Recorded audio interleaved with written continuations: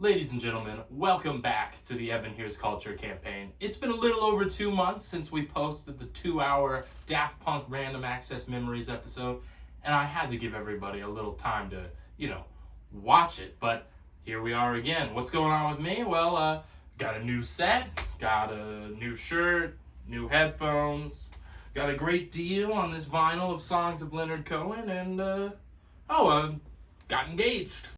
Showtime!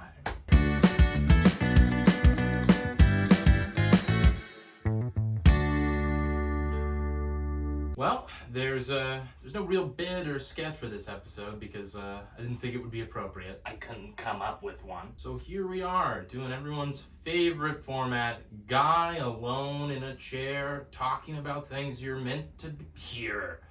And so, what are we talking about today? We're talking about EMA's 2011 album, Past Life, Martyred Saints. This album makes for kind of an interesting episode because I feel like we've been doing some fairly notable albums recently, but every time everybody asks me what episode's coming up, and I say, oh, why, it's EMA's Past Life, Martyred Saints. They go, what are you talking about? I've yet to meet another person who has heard of this album or heard the album. So I guess I need to do a little bit of setup for what I'm talking about. EMA. Every way you see it stylized tells your brain that it would be pronounced Emma, but I'm going off of how David Letterman said it. And guess what? Making her network television debut, EMA. And I think David's got it right, considering EMA is the initials of the lead, the front woman, the head of this project, Erica Michelle Anderson. I guess the biggest question anyone might have, since nobody's familiar with the album, is what genre is it? Well, Wikipedia is going to tell you all sorts of things. It's going to say it's noise folk, it's noise rock, it's indie rock, it's indie goth. Guys, let's get simple here. It's art pop. It's very pop vocals doing what are akin to pop songs, but aren't really sure. Are there influences of rock and folk and singer-songwriter folk? I guess, but listen, I'm cutting through the bullshit here. It's art pop. You can whine at me, you can yell at me, but that is what it is, and you will find it to be if you listen to it. I don't know who the imagined audience is here that's gonna get mad. So the album consists of 37 minutes, 9 songs of pretty open, emotional, very interestingly arranged and produced songwriting. First time I listened to it, I was definitely caught off guard by the first song, The Gray Ship.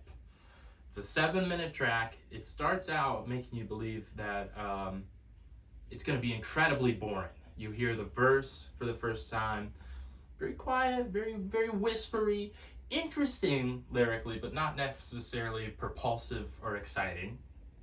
When you see that ship, it is the ship you came in.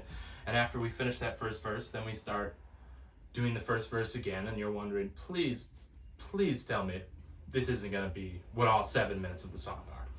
And then there's a really interesting switch out of that where it starts to become much more choral, and it starts building, and there's more and more vocal layers being added, and the instruments are all really kicking in, and it becomes this propulsive, mythic epic that's, trying to pull on some Norse mythology, I believe, within it. In many ways, it's a good tone setter for what the album does on a lot of its songs, is that they're not afraid to be structurally ambitious or take some big shifts between the halves of the song, or even in the middle of the song. We can go on a little digression and then find our way back.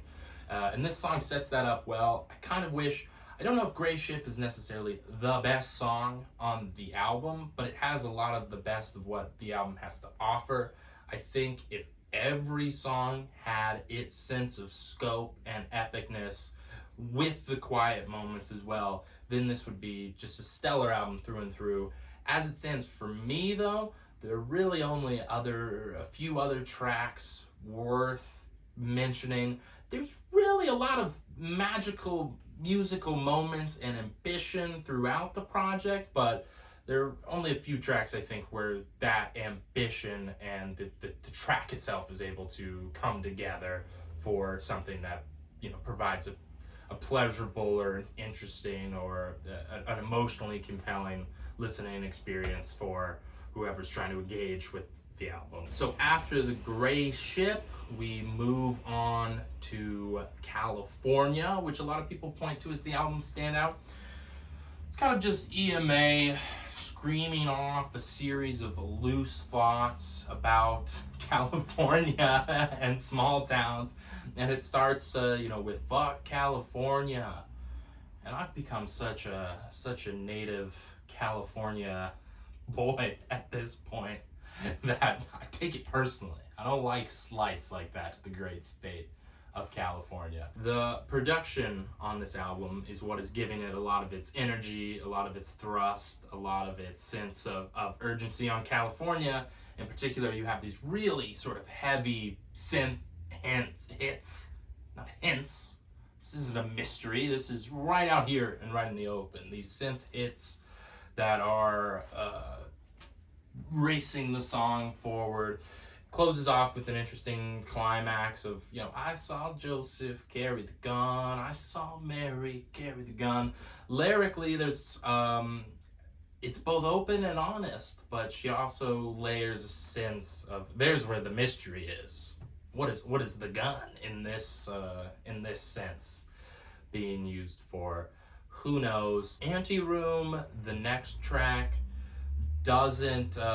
is not one of my favorite tracks on the album, but does have a really nice moment that closes it off with this refrain where she is singing, "In another life, if this time through we don't get it right, I'll come back to you in another life." And it starts out a cappella, and then she begins to layer, every time she repeats that refrain, layers more and more of her vocals on top of that to really build this sense of scale and of scope singing it. And I think another thing that this album does really well is to use the instrumentation and to use the production to communicate these sort of almost what it's like to be in the brain or be in the emotional state of the characters who are speaking on the songs, more or less. So